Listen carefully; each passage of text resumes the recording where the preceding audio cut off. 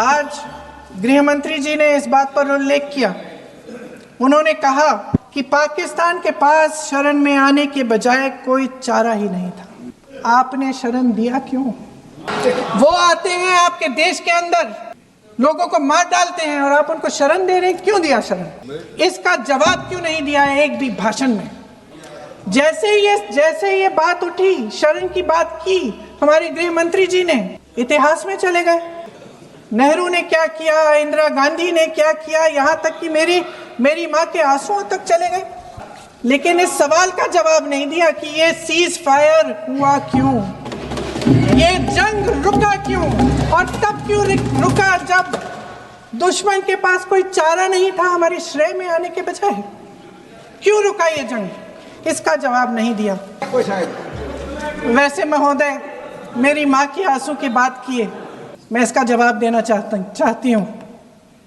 मेरी माँ के आंसू तब गिरे जब उनके पति को आतंकवादियों ने शहीद किया, जब वे मात्र 44 साल की थी। और आज अगर मैं इस सदन में खड़ी हूँ और उन 26 लोगों की बात कर रही हूँ, मैं इसलिए कर रही हूँ क्योंकि मैं उनका दर्द जानती हूँ, महसूस करती हूँ।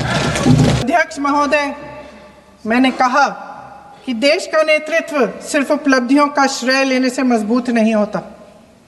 सफलता और विफलता दोनों की जिम्मेदारी लेने से बुलंद होता है। ये सोने का ताज नहीं है, कांटों का ताज है। अध्यक्ष महोदय, जब सरकार झूठी और कायर हो तो वे बहादुर से बहादुर सेना के साहस और पराक्रम को भी कमजोर कर देती है। देश को प्रतिशोध के साथ साथ सबके प्राणों की रक्षा का प्रण चाहिए। सेना की शक्ति के साथ सरकार की सच्चाई भी चाहिए।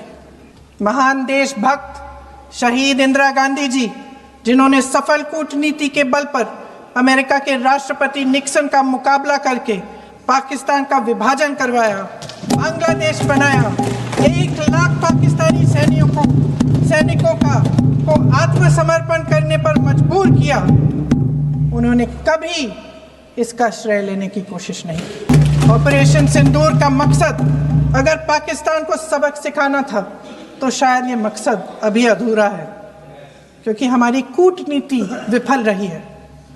इसका प्रमाण यही है कि ऑपरेशन सिंदूर के बाद एक पाकिस्तानी जनरल, जिसके हाथ खून से रंगे थे, अमेरिका के राष्ट्रपति के साथ बैठकर लंच खा रहे थे।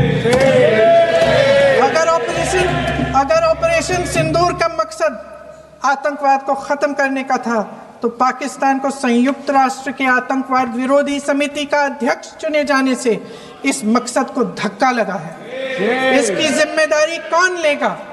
3 साल पहले जनरल बिपिन रावत जी ने एक बहुत महत्वपूर्ण कार्यक्रम में देश को बताया था that India should be ready to face a 2.5 front war। मैं आज इस देश को इस महत्वपूर्ण सदन से बताना चाहता हूं कि दिस 0.5 फ्रंट जो है वो कांग्रेस पार्टी और इसके इकोसिस्टम है, जो भारत के अंदर से भारत को खोखला करने के लिए काम कर रहे हैं। और मैं बहुत जिम्मेदारी के साथ यह बात कह रहा हूं मैडम, और मैं तथ्य के साथ इसको प्रूव करूंगा। मैडम, आज कांग्रेस पार्टी ने टेररिज्म के बार इतना बड़े बड़े बात कह रहे, बड़े बड़े बात, but what has been the consistent policy of Congress party towards terrorism? Madam, एक ही उदाहरण देना चाहता हूं। 2004 में जब इनकी सरकार सत्ता में आई, what was the first step that they do? It was to repeal the POTA act. 2001 parliament attack के बाद भारतीय जनता पार्टी के नेतृत्व वाली एनडीए सरकार अटल बिहारी वाजपेयी के नेतृत्व में देश को सुदृढ़ बनाने के लिए, टेररिज्म को खत्म करने के लिए, for the first time in this country we introduce a legislative framework. I want to remind you madam, when Rajiv Gandhi,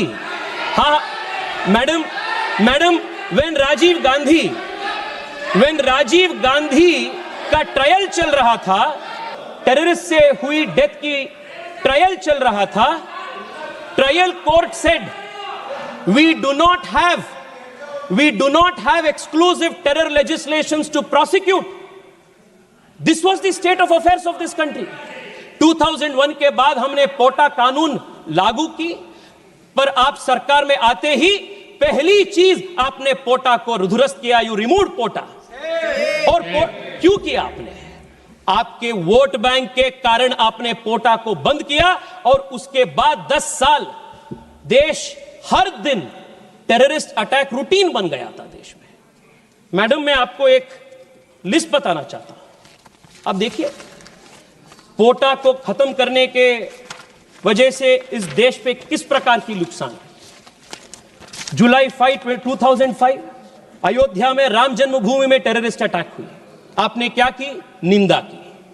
2005 July 28 Jaunpur Shramjeevi express पे बॉम्बिंग हुई, 15 लोग से अधिक लोगों का मृत्यु हुई, आपने क्या की? निंदा की। अक्टूबर 29 दिल्ली, दिसंबर 2005 बेंगलुरु IISc, फरवरी 2006 गुजरात अहमदाबाद स्टेशन में बॉम्बिंग, 2006 मार्च वाराणसी कंटोनमेंट स्टेशन, जुलाई 11 2006 मुंबई महाराष्ट्र ट्रेन बॉम्बिंग, 300 से अधिक लोग की मृत्यु हुई।